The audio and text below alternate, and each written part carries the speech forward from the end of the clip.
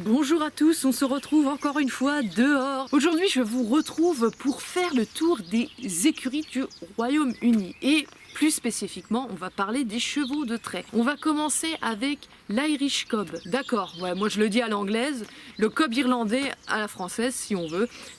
Il fait environ 1,50 m, il fait 540 kg, il est originaire de l'Irlande. Il est aussi surnommé le traditional cob, le gypsy vanner ou le tinker. Ce sont les nomades irlandais qui seraient à l'origine de la race. D'après mes recherches, c'est un cheval qui est issu de croisements entre plusieurs races, comme par exemple le Seer, le Dal, le poney Welsh. Il était utilisé pour tracter les roulottes parce que c'était un cheval calme et qui avait un bon mental. Enfin, il a un bon mental. Il faut savoir que c'est un cheval qui est très polyvalent. En effet, on peut aussi bien l'utiliser pour l'attelage, pour en faire un poney de loisir, et il est aussi très recherché pour l'équithérapie.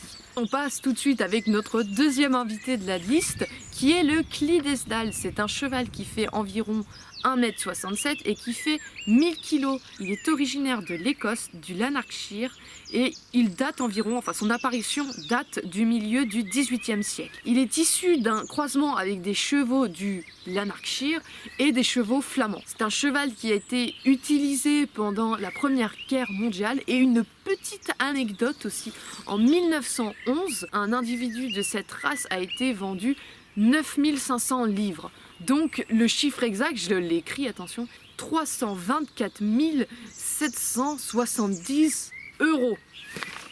Donc comme beaucoup de chevaux avant lui, la motorisation ne lui a pas fait de bien et en 1975, il a été classé vulnérable. Aujourd'hui, il est classé en danger. On accueille notre dernier invité qui est le Seer. C'est un cheval qui fait 1,80 m au garrot et qui pèse 1000 kg. Il est originaire de l'Angleterre et c'est une des plus anciennes races. La première mention de ce cheval a été faite il y a plus de 2000 ans. Oh de Dieu, j'ai été surpris par le bruit, hein.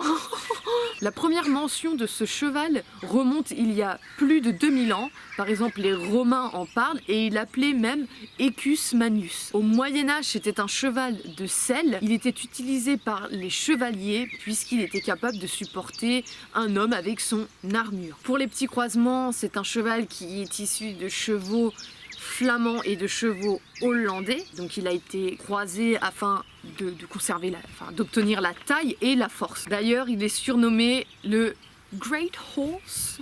Oh, l'anglais, The Great Horse. Allez, à l'accent française, bien dégueulasse. Mais bref, ça nous fait rire. Donc les croisements se sont arrêtés à la Renaissance. C'est à partir de là qu'on a vraiment atteint ce qu'on voulait. C'est bon, donc plus besoin de faire du métissage.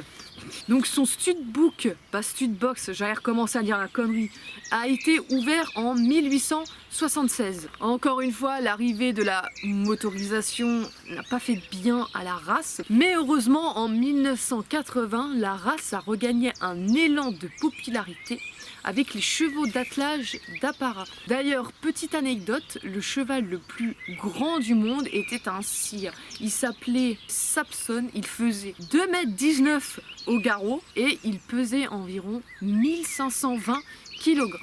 Ah, il était balèze. C'est tout pour cette petite vidéo. On a encore plein de choses à découvrir et en ce moment, on va dire que c'est pas le temps qui manque, hein. Bref, j'arrête mes blagues de balle.